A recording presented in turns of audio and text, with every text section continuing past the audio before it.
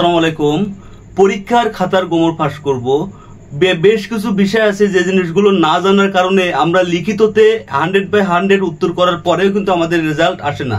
Serial অনুযায়ী আপনাকে লিখতে হবে। 1 নম্বর কথা, সিরিয়াল সিকোয়েন্স মেনটেন করতে হবে। 1 দাগ, 2 দাগ, 3 দাগ, 4 দাগ, 5 দাগ, 6 দাগ, 7 দাগ, এইভাবে সিরিয়াল মেনটেন করতে হবে। তাছাড়া আপনি যতই ভালো লেখেন, আপনি 1 দাগের পরে 10 দাগ লিখলেন, 10 দাগের পরে আবার 13 দাগ লিখলেন, 13 দাগের পরে 4 দাগ, আপনার রেজাল্ট আসবে না। ঠিক তেমন এরকম অসংখ্য গোমর আজকে আমি ফাঁস করব। আপনাকে দেখিয়ে দিব কোন দাগটা আপনি কিভাবে লিখবেন। আপনাদেরকে এট ফার্স্ট আমি দেখাই, সেটা হচ্ছে বাংলা। বাংলাতে কি করবেন দেখেন, বাংলাতে বানান আসে। হ্যাঁ, 1 দাগে আসে বানান।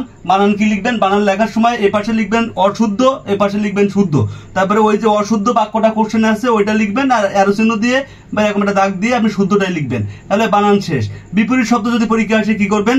প্রথমে লিখবেন প্রদত্ত শব্দ, তারপরে লিখবেন বিপরীত শব্দ।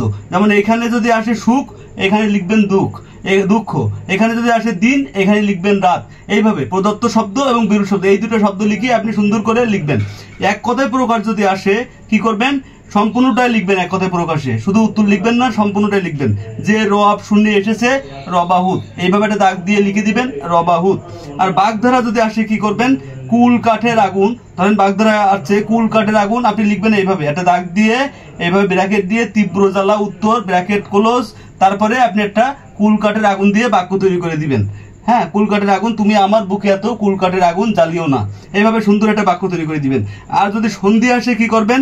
দাগ নাম্বার দিলেন, এটা প্রথমে ওই প্রদত্ত শব্দটাই লিখলেন। যে স্বল্প আসলো পরীক্ষায়, স্বল্প লিখলেন।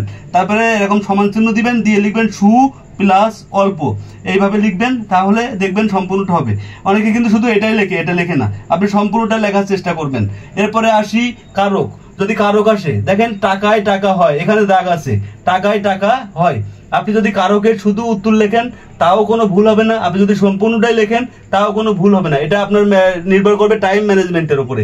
যদি সময় থাকে আপনি সম্পূর্ণ লিখবেন অথবা শুধুমাত্র উত্তর লিখবেন। তাহলে টাকায় টাকা হয়, অপাদানের সপ্তমী বিভক্তি, অথবা অপাদান কারকে, এখানে কারক লিখতে পারেন, অপাদান কারকে সপ্তমী বিভক্তি। এইভাবে লিখলে উত্তর হবে। যদি সমাস আসে পরীক্ষায় কি করবেন? ধরেন আসলো পরীক্ষায় খনিজ। খনিজ কোন সমাস? আপনি লিখবেন যে কোন সমাস খনিজ, আপনি এরকম সমান চিহ্ন দিবেন, দিয়ে খনিতে জন্মে যা উপপদ তৎপুরুষ সমাস, এইভাবে লিখবেন। খনিজ এইভাবে লিখলেন, লিখে এই যে ধরেন এখানে স্মৃতিসৌধ আসলো, আপনি লিখলেন স্মৃতি রক্ষার্থে যে সৌধ মধ্যপদলোপী কর্মধারায়, এইভাবে আপনি দিয়ে দিবেন। এখন আসি আপনাদের ইংরেজি নিয়ে। আমি প্রত্যেকটা সাবজেক্ট নিয়ে আলোচনা করব। আমি প্রচন্ড পরিশ্রম করে আপনাদের জন্য ভিডিও বানাই। অবশ্যই আপনারা আমাকে ইন্সপায়ার করবেন, ভিডিওটি শেয়ার করবেন, আমার পাশে থাকবেন। আমার কাছ থেকে এরকম ইনফরমেশন আপনারা পাবেন। আমি 2টা সিরিজের ভিডিও বানাচ্ছি, একটি গোমর ফাঁস আর একটা মিসাইল টেকনিক। একটু খেয়াল করেন, যদি ইংরেজিতে অনুবাদ আসে কি করবেন? আপনি শুধুমাত্র উত্তরটাই লিখবেন, ওই বাংলা শব্দটা লেখার দরকার নাই। আর্টিকেল বলেন, প্রিপোজিশন বলেন, বা ফিল ইন দ্য গ্যাপস বলেন বা গ্যাপ, শুধু উত্তর লিখবেন, ওটার কোশ্চেন লেখার দরকার নাই। চেঞ্জিং সেন্টেন্স আসবে, চেঞ্জিং সেন্টেন্সের মধ্যে আছে ডিগ্রি আছে, ভয়েস আছে, ন্যারেশন আছে, অ্যাফার্মেটিভ নেগেটিভ, এই পার্টগুলো আছে। আপনি শুধুমাত্র চেঞ্জিং সেন্টেন্সের উত্তর লিখবেন, আর কিছু লিখবেন না। কারেকশন যদি আসে শুধুমাত্র উত্তর লিখবেন, অর্থাৎ ইংলিশের ক্ষেত্রে সম্পূর্ণটা উত্তর লিখবেন। কিন্তু ইডিয়ম ফ্রেজের ক্ষেত্রে কি করবেন? একটু চেঞ্জ। ধরেন আসলো গেলার ডে, তাই না, আনন্দের দিন, এইভাবে একটা দাগ দিবেন। গেলার ডে এভাবে ইডিয়ম ফ্রেজ, এইভাবে একটা দাগ দিবেন, দাগ দিয়ে ব্র্যাকেটের মধ্যে রাখবেন আনন্দের দিন, তারপরে আপনি গ্যালার ডে দিয়ে একটা বাক্য তৈরি করে দিবেন, ইট ইজ এ গ্যালার ডে, এটা একটা আনন্দের দিন, এইভাবে তৈরি করে দিবেন।